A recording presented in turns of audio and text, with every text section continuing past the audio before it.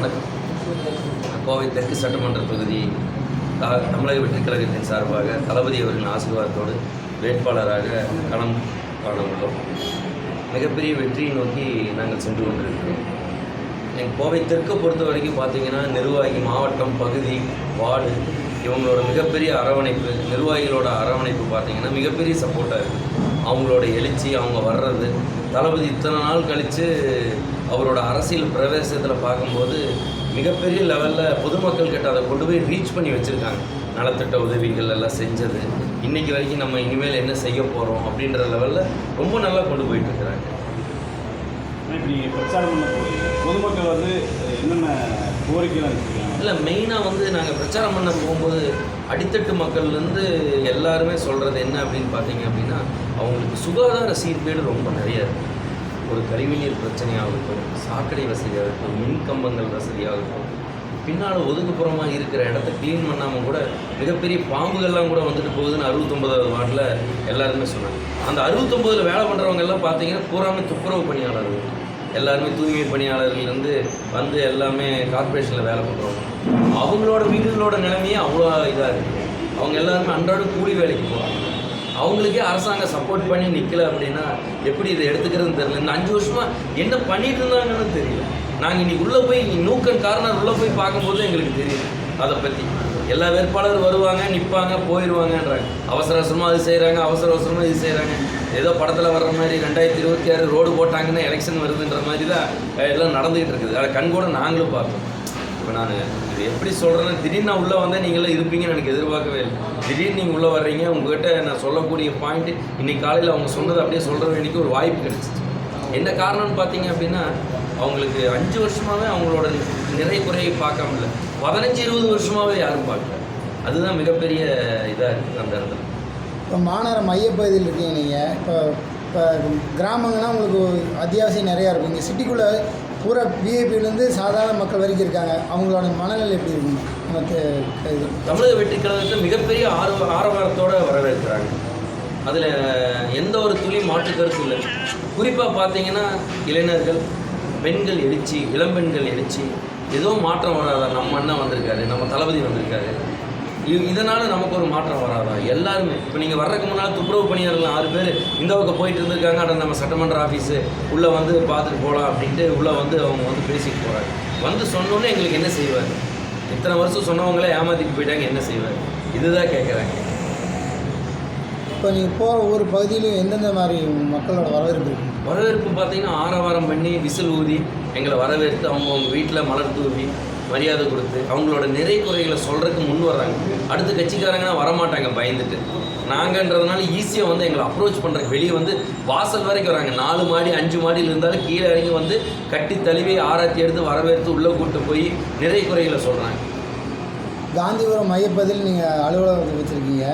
நீங்கள் பார்த்தீங்கன்னா ஒவ்வொரு அரசோட கட்டிடங்களுக்குலாம் அவங்கவுங்க சொந்த பேரை வச்சுருக்காங்க. நம்ம ஆட்சிக்கு வந்தோன்னா முதல்ல நம்ம என்ன மாதிரி இது காந்திபுரத்துக்கு கொண்டு வர போகிறீங்க? தளபதி கிட்ட பேசிவிட்டு அதுக்குண்டான இதில் என்ன பண்ண முடியும்னு பார்த்து, என்ன மாறுதல் கொடுக்கணும்னு பார்த்து ஆராய்ச்சி பண்ணி ஆராய்ச்சி செய்யணும். நிர்வாகிகளை உங்களுக்கு நம்ம எந்த அளவுக்கு ஒத்துழைப்பு கொடுத்துட்டு? ரொம்ப நல்ல சப்போர்ட். அதை ஒன்று எல்லா கூட இருக்கிறவங்களாம் தொண்டர்கள் எல்லாம் நிற்கிறாங்களே. என்ன எப்படி தளபதி ஒரு தொண்டனை தேர்ந்தெடுத்து என்னை இங்கே நிற்க வச்சாரோ அதே மாதிரி அவங்க எல்லாருமே நல்ல ஒத்துழைப்பு கொடுக்குறாங்க. கடைசி மக்களுக்கு ஒரு என்ன தேர்தல் எது நீங்கள் சொல்ல போகிறீங்க? மாற்றம் வாழ்க்கையில் ஒரு தடவை தான் கொடுக்க முடியும். அது 2026 ஒரு வாய்ப்பை வந்து நீங்கள் பயன்படுத்தி நல்லபடியாக கொடுக்கணும். தளபதிக்கு அவர்களுக்கு ஒரு வாய்ப்பு கொடுத்தீங்கன்னா பொன்னான ஆட்சி வந்து எதிர்காலத்தில் அமைய போகிறதுக்கு ஒரு மிகப்பெரிய வழி செஞ்ச மாதிரி இருக்கும்.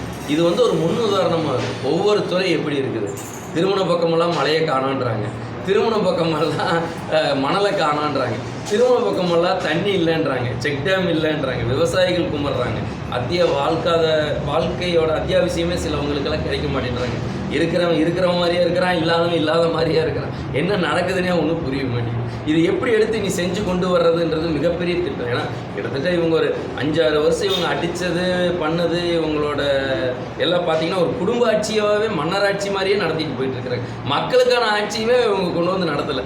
இந்த 5 வருஷத்தில் 50 வருஷம் பின்னாடி போன மாதிரி இருக்குது. இதையெல்லாம் சரி செய்கிறக்கே எங்களுக்கு 1 வருஷம் 2 வருஷம் ஆயிரம் பேசி எல்லாம் முடிவு பண்ணி எடுத்து செஞ்சு இமீடியட்டாக அதுக்கு உண்டான துறையெல்லாம் ஒதுக்கி எல்லாம் பண்ணணும். ஏன்னா அறிவு சார்ந்த அத்தனை பேர்த்தையுமே அவர் கேட்குறாரு. தளபதி தமிழ்நாடு முழுவதுமே ஒரு திட்டம் போட்டு என்ன பண்ணலாம், என்ன செய்யலாம், அந்தந்த பகுதியில் என்ன பண்ண போகிறீங்க, நம்ம என்ன செய்ய போகிறீங்கன்னு மிகப்பெரிய ஒரு அறிக்கையை அவர் ரெடி பண்ணி அவர் செய்யறதுக்கு அவர் காத்துட்ருக்கிறார்.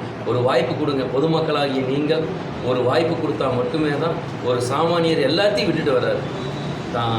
அதாவது தான் பார்க்காத சுகம் இல்லை, தான் பார்க்காத வசதி இல்லை, பார்க்காத பணம் இல்லை, பார்க்காத புகழ் இல்லை, பேர் இல்லை, எல்லாத்தையுமே விட்டுட்டு வர்றாரு. எதுக்கு? ஒரு சாமானியத்தில் இருக்கிற ஒரு அடிமட்ட மக்களோட வாழ்க்கை தர உயரணும்னு நினைக்கிறேன். வேறெல்லாம் ஒன்றுங்க. எத்தனையோ பேர் எவ்வளவோ சுகபாலியாக வாழ்ந்துட்டு போகிறாங்க. நமக்கு என்னன்னு திரும்பி பார்த்துட்டு போயிட்டு அவங்களை கேள்வி கேட்குறக்கு ஆள் இல்லை. இது ஜனநாயகம். ஏன் வந்தேன்னு கேட்கவும் முடியாது, ஏன் போனேன்னு கேட்கவும் முடியாது. அதனால் அப்பேற்பட்ட மனுஷனுக்கு ஒரு வாய்ப்பு கொடுக்கும். அவரை எவ்வளவோ பிரச்சனைகள் சந்திச்சுட்டு வர்றாரு. இன்றைக்கி மக்களை சந்திக்கிறதுக்கே அவர் ரொம்ப கஷ்டப்படுறாரு. ஏதோ இந்த தேர்தல் கமிஷன் கொஞ்சம் நல்லா ஒத்துழைச்சி இப்போ பண்ணதுனால நெல்லையிலையுமே தூத்துக்குடியிலையும் மிகப்பெரிய வரவேற்பு, மக்களை பார்க்க முடியுது, எழுச்சியை பார்க்க முடியுது. இது மிகப்பெரிய எங்களுக்கு ஒரு சப்போர்ட்டாக இருக்குன்னு நாங்கள் நினைக்கிறோம். தமிழ்நாடு முழுவதுமே அவர் வர ஆரம்பித்தார்னா இது வேறு மாதிரி மாறி போயிடும். உங்கள் தொகுதியில் டிஎம்கே சார்பாக ஒரு சில எல்லாத்துமே பணம் பட்டுவாடை அந்த மாதிரி வருது. இதுக்கு எந்த அளவுக்கு அது பணம் பணம் கொடுத்ததுனால ஒரு மக்களை எல்லாம் மாற்ற முடியும்னு நினச்சாலாம் மாற்ற முடியாது. அதெல்லாம் 1996 எவ்வளவு பிரச்சனைகள் வந்துச்சு ஒரு எலெக்ஷனில். மாறும்போது பிடிக்கும்போது பணத்துக்காகவா ஓட்டு போட்டாங்க? பணத்துக்காக மட்டுமே நினச்சா இத்தனை எம்எல்ஏக்கள் எதிர்கட்சியும் வரமாட்டாங்க, ஆளுங்கட்சியும் வரமாட்டாங்க. மக்கள் முடிவு பண்ணிட்டாங்க அப்படின்னா மாற்ற முடியாது. தளபதி தான் வரணும், விசில் தான் வரணும்னு முடிவு பண்ணியாச்சுன்னா இன்றைக்கி 4 வயசு குழந்தையிலேருந்து 70 வயசுக்காரங்க வரைக்கும் விரும்புகிறாங்க. அப்படின்னா அந்த மாற்றத்தை நீங்கள் எத்தனை பணம் கொடுத்துட்டாலும் வேலைக்காக. அப்படியே பணம் கொடுத்தாலும் வாங்கி வச்சுக்க சொல்லுங்கள், அவ்வளோதான். வாங்கி வச்சுக்கிட்டு தளபதிக்கு ஓட்டு போட்டுருவாங்க, அவ்வளோதான். வேறு ஒன்றும் கிடையாது. யாரோட பணங்க? மக்களோட பணம் தானே. பெண்களின் பாதுகாப்பு, பெண்களோட பாதுகாப்பு மிக முக்கிய லெவலில் அதை வேலுநாச்சியார் படைன்றது அவர் ஒன்று அறிவிக்க போகிறாரு. கிராமப்புற பகுதியில், நகர்ப்புற பகுதியில் பெண்களோட பாதுகாப்பு மிகப்பெரிய லெவலில் அவர் கையில் வச்சுட்ருக்காரு. அதனால் அவர் மிகப்பெரிய ஒரு பவர் கொடுக்க போகிறார். பெண் போலீஸ் பாதுகாப்பு அவங்களுக்கு மிகப்பெரிய பவர் கொடுக்க போகிறார். அந்த பாதுகாப்பு வரும்போது எல்லாமே குறைஞ்சி போயிடும். அந்த பவரை நம்ம கொடுக்காமல் இருக்கிறோம். அது தளபதி வந்துன்னு கொடுத்துருவார், அவ்வளோ.